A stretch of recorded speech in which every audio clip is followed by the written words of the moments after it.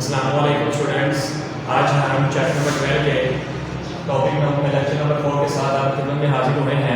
Geometrical optics का आज हम लेक्चर नंबर 4 शुरू करेंगे, जो कि रिफ्लेक्शन ऑफ लाइट है। तो रिफ्लेक्शन ऑफ लाइट डिस्कस करने से पहले अगर अभी तक आपने हमारे चैनल AMS हाई स्कूल को सब्सक्राइब नहीं किया तो जल्दी से सब्सक्राइब कर लें और बेल आइकॉन पर प्रेस कर लें ताकि आने वाली वीडियोस आप तक पहुंच जाएं। तो रिफ्लेक्शन ऑफ लाइट डिस्कस करने से पहले हमने बीच में एक छोटा सा टॉपिक था जो हमने लास्ट टाइम बीच में छोड़ दिया था कि मिरर फार्मूला क्या है और साइन कन्वेंशंस क्या होती हैं। तो ये बेटा जब हम लोग न्यूमेरिकल करेंगे तो उसी के साथ में आपको इसका थोड़ा सा लिंक दे दूँगा। तो ये बिल्कुल शॉर्ट सा टॉपिक है, कन्वेंशन ऑफ साइन किससे तब्दील होती है और मिरर फार्मूला क्या है। मिरर फार्मूले की मदद से ही हमने न्यूमेरिकल करने हैं। तो जब हम अपने न्यूमेरिकल को शुरू करेंगे तो हम साथ में ये वाला टॉपिक भी साथ डिस्कस कर लेंगे। तो आते हैं अपने टॉपिक की तरफ। रिफ्लेक्शन ऑफ लाइट क्या है।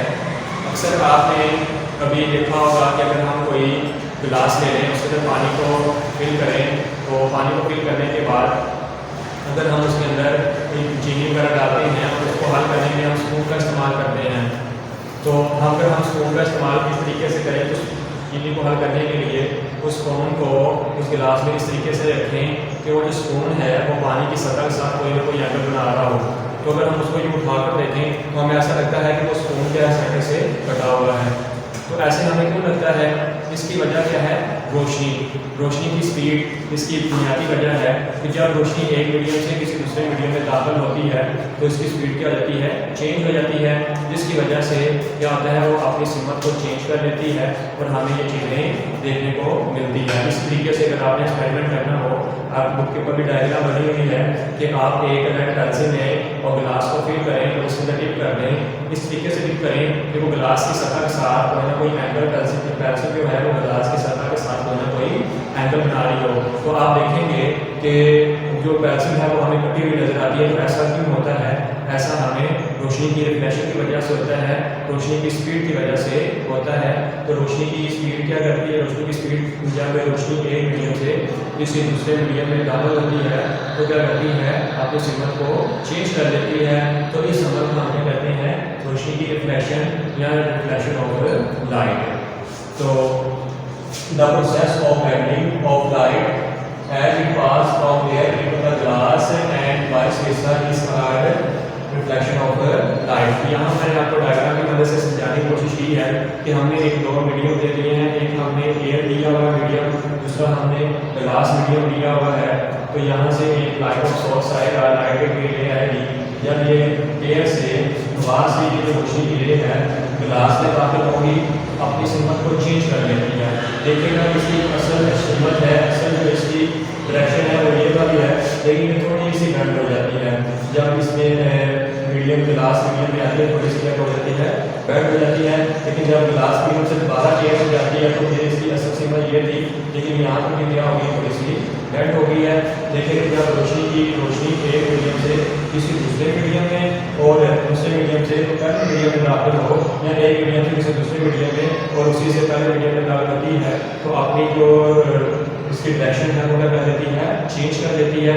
इस अमल को हम क्या कहते हैं? Reflection of light. तो वो अमल के जब रोशनी एक मीडियम से किसी दूसरे मीडियम में दाखिल होती है तो अपनी सिमत को चेंज कर लेती है, या जब रोशनी हवा से गिलास में दाखिल होती है या गिलास से हवा में दाखिल होती है तो अपनी सिमत को चेंज कर लेती है। इस अमल को रोशनी की रिफ्लेक्शन कहते हैं। फिर सुने रोशनी की रिफ्लेक्शन से क्या मुराद है? Define the reflection of light कि जब रोशनी हवा से गिलास में दाखिल होती है और गिलास से हवा में दाखिल होती है तो अपनी डायरेक्शन अपनी सिमत को चेंज कर देती है। इस अमल को हम रोशनी की रिफ्लेक्शन कहते हैं।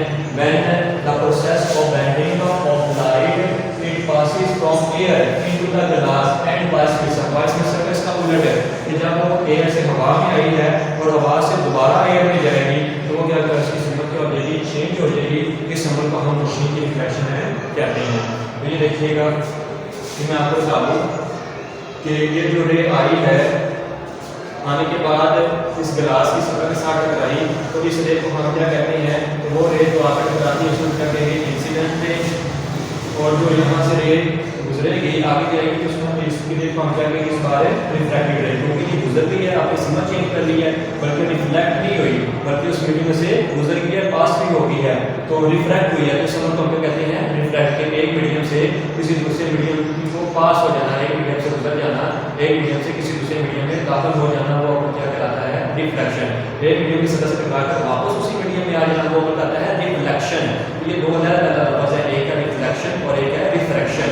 तो यहाँ पर ये जो रोशनी की रे है ये यहाँ पर रिफ्रैक्ट हुई है, तो इस रे को हम कहते हैं रिफ्रैक्टिव रे, और ये जो नॉर्मल के साथ एंगल बनाएगी इसको हम क्या कहेंगे रिफ्रैक्टिव एंगल, और जो इंसिडेंट रे है और नॉर्मल के साथ जो एंगल बनाएगी इसको हम क्या कहते हैं इंसिडेंट एंगल।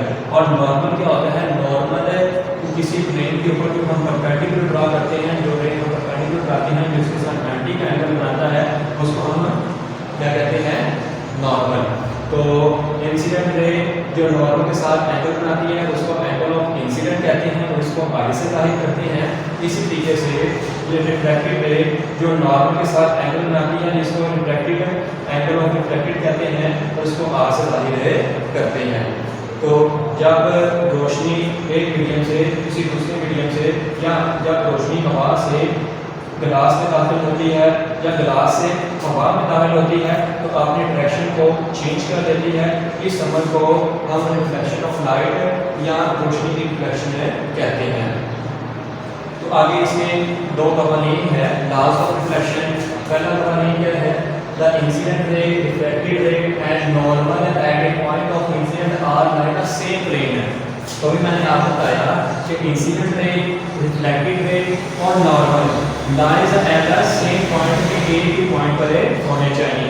ये हमने जो पॉइंट है पहला बताना है, ये हमने लॉज ऑफ रोशनी ऑफ रिफ्लेक्शन ऑफ लाइट में डिस्कस किया था। सॉरी यहाँ पर जो सब टाइटल दे दिया है वो क्या है रिफ्लेक्शन ऑफ लाइट दिया हुआ है, तो यहाँ पे हमने लिखा था रिफ्लेक्शन ऑफ लाइट। सॉरी यहाँ पे क्या करेंगे रिफ्लेक्शन ऑफ लाइट, ये भी reflection of light, reflection of light. मैंने रिफ्लेक्शन लिखा हुआ था, मिस्टेक होगी, तो ये हमारा टॉपिक है कि रिफ्रैक्शन ऑफ लाइट क्या है। रिफ्लेक्शन ऑफ लाइट हम पहले डिस्कस कर चुके हैं, तो ये क्या हमारा रिफ्रैक्शन ऑफ लाइट। तो रिफ्लेक्शन ऑफ लाइट क्या थी वो मैंने अभी आपको बता दिया है। तो अब इससे कुछ ला है तो दो कवानीन है जो हमने रोशनी की रिफ्लेक्शन के बारे में पढ़ा था या रोशनी की रिफ्लेक्शन ऑफ लाइट डिस्कस कर रहे थे, उसके बीच कवानीन हमने पढ़े। तो पहला कवानीन उनका सेम है, लॉज ऑफ रिफ्लेक्शन। तो लॉज ऑफ रिफ्लेक्शन पहला लॉ क्या है कि incident ray, the reflected ray and the normal at the point of incident lie at the same plane. ये जो इंसिडेंट रे है और जो रिफ्लेक्टेड रे है और जो पॉइंट ऑफ इंसिडेंट है, यहाँ पर ये तीनों क्या कर रहे हैं मिल रहे हैं, उस पॉइंट को पॉइंट ऑफ इंसिडेंट कहते हैं। ये एक ही प्लेन पर मिलने चाहिए। तो दूसरा क्या है sine i over sine r के एंगल ऑफ इंसिडेंट के साइन और एंगल ऑफ रिफ्लेक्टेड के साइन के दरमियान जो निस्बत होगी वो हमेशा क्या होगी कांस्टेंट होगी, और उसको हम क्या कहते हैं स्नेल लॉ। स्नेल लॉ से क्या मुराद है, स्नेल लॉ किसे कहते हैं कि इंसिडेंट के sine i, angle of incident के साइन आई और एंगल ऑफ रिफ्लेक्शन के साइन आर के दरमियान जो निस्बत होती है, जो रेशियो होती है वो कांस्टेंट होती है, और इस कांस्टेंट निस्बत को स्नेल लॉ कहते हैं, स्नेल का कानून कहते हैं। तो पहला कवानीन क्या था कि इंसिडेंट रे, रिफ्लेक्टेड रे और पॉइंट ऑफ इंसिडेंट तीनों एक ही प्लेन पर वाक़ होना चाहिए। दूसरा एंगल ऑफ इंसिडेंट के साइन और एंगल ऑफ रिफ्लेक्टेड के साइन के दरमियान जो रेशियो होनी चाहिए वो क्या होनी चाहिए कांस्टेंट होनी चाहिए, और उस कांस्टेंट रेशियो को हम क्या कहते हैं स्नेल लॉ। तो sine i over sine r is equal to n, यहाँ पर जो एन है ये रिफ्लेक्टिंग इंडेक्स को जाहिर कर रहा है। तो अगला जो हमारा टॉपिक है वो है स्पीड ऑफ लाइट। ये जो सारा काम हो रहा है ये रिफ्लेक्शन ऑफ लाइट है, इस वजह से हो रही है। स्पीड ऑफ लाइट की वजह से होती है कि एक मीडियम में स्पीड की लाइट कुछ है, दूसरे मीडियम में स्पीड की लाइट चेंज हो जाती है। इस तरीके से देखिए यहाँ पर जाके मीडियम लिखी है कि speed of light in air क्या है 3 × 10 की पावर 10 रेज़ पावर 8 मीटर पर सेकंड। इसी तरीके से speed of light in glass क्या है 2 × 10 रेज़ पावर 8 मीटर पर सेकंड, और speed of light in water क्या है 0.3 multiple time raise power 8 metre पर सेकंड है। तो एक ऐसे मुख्तलिफ मीडियम में जो लाइट की जो स्पीड होती है वो मुख्तलिफ होती है और ये भी वजह बनती है रिफ्रैक्शन ऑफ लाइट की। तो मुख्तलिफ मीडियम में जो मुख्तलिफ लाइट की स्पीड होती है वो मुख्तलिफ होती है और इसको वजाहत करने के लिए हम एक रिफ्रैक्टिव इंडेक्स का सहारा लेते हैं और रिफ्रैक्टिव इंडेक्स को एन से अप्लाई करते हैं कि उसकी बराबर होती है C/V। तो यहाँ पर जो C है ये light of speed in air है। अगर हमने किसी मीडियम का रिफ्रैक्टिव इंडेक्स निकालना है या गिवन होता है तो अगर हम उसका निकालना है तो हम क्या करेंगे, तो speed of light in air को speed of light in medium में के ऊपर डिवाइड कर देंगे तो वो चीज़ हमारे पास आएगी, वो क्या कराएगी रिफ्रैक्टिव इंडेक्स से।